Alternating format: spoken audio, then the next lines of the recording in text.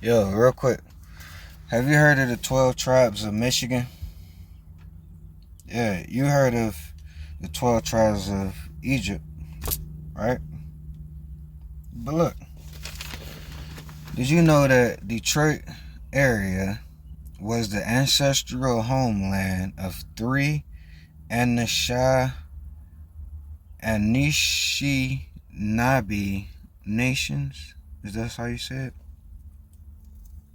Look, the Ojibwe, the Ojibwe, also known as the Chippewa. Then there's the Ottawa or the Ottawa, and then there's the Potawatomi.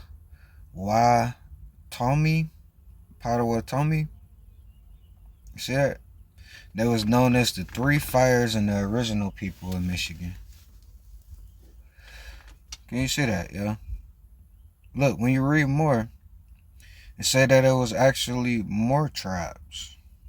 Like it was Wyandite, Iroquois, Fox, Miami, the Sox, and the Paleo Indians. Which it could have been more than them, but this is on the book. See, so they made the Three Fires famous, but look, it said the Wyandite was part of the Treaty of Detroit in 1807 as well.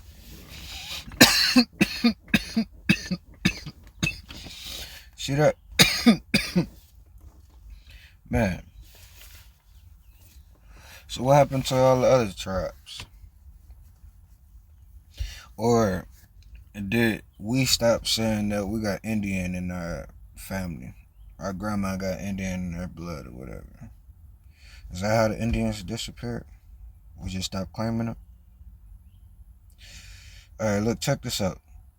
Did you know, let's say, slavery was practiced in Detroit since it was founded in 1701? See it? So there was Indians and African Americans walking around here at the same time. But there was Indians walking free, and there was Africans behind the fence picking cotton, looking at the Indians like, damn, I wish I was one of them.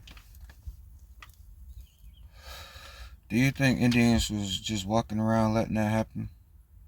You know, slave patrol. Do you think some of those slave patrols picked up them Indians and act like that was the Africans? So why would there be a treaty though if slavery was happening? Why would they give these niggas no respect in the Bible and let these niggas have a treaty and let them do their own thing? We're gonna pay them, get them casinos, let them go their own way. They got their own little area. We just gonna get the city. That sound like that happened? Alright. Do you believe that native Indians was just walking around and seeing this big ass group of people around this tree, and they walked up, see what was going on, and they was like hanging niggas because the Jim Crow law, and the Indians was like, well, that's what they gotta do. That's part of their Jesus thing. Do you think that happened? Alright. Did you know in the 1950s, Detroit was considered the wealthiest city in the world? The world. I'm talking about this is after all the shit you seen on the History Channel. All of those people was doing them wars, everything took money to do it, right? Money. But for some reason, even after all of that in 1950, Detroit just boomed. And it was because of cars. So it must have been some metal around this bitch that was more than everywhere else. Because it was a gold rush and all of that shit. But for some reason, they came up here doing metal with cars and fur, deers, the Great Lakes of fish. Great Lakes the lake go all the way to motherfucking New York. New York was the spot. So you can come to the lakes, the fur, the metal, then go to the spot when you want to. No wonder why it was the wealthiest city in the world. Ponder on that. Where you stay at right now, if you're in Detroit, where all that metal come from for them cars? Where all that material come from for them outfits? Where all that food come from?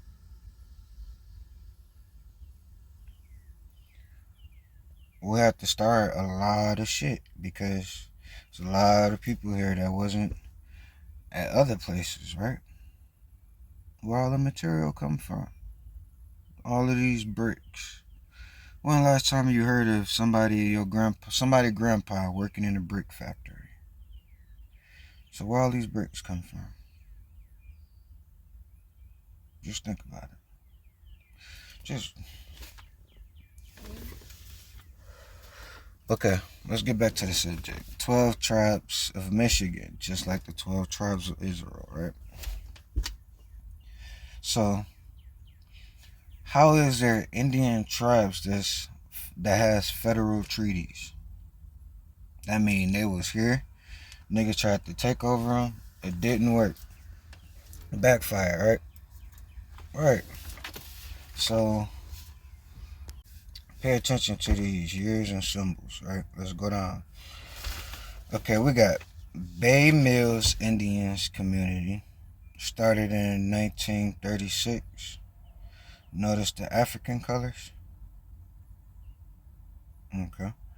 We got Grand Traverse Band of Ottawa and Chippewa Indians.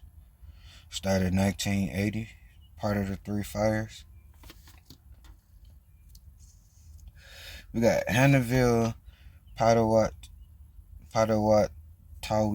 Potawatomi Indian Community. There's no date here, but it said that there was in the Upper Peninsula. Alright.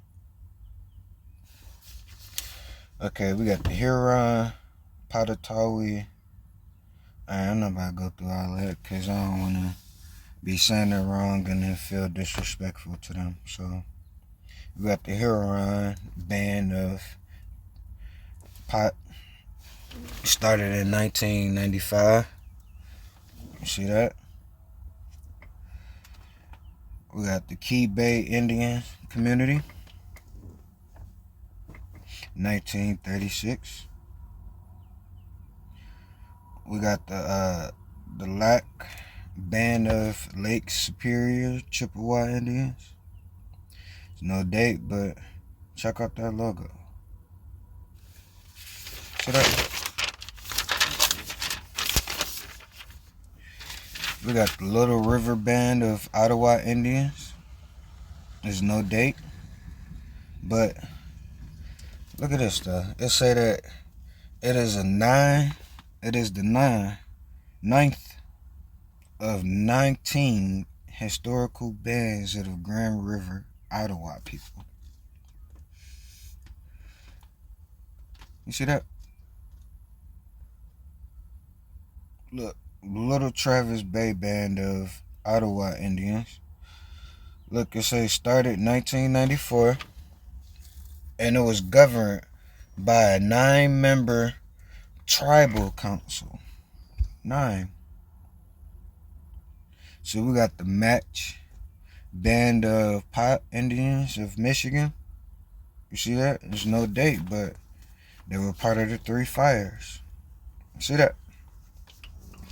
Bruh. Look. Alright, we got the Pakagan Band of Pot Indians.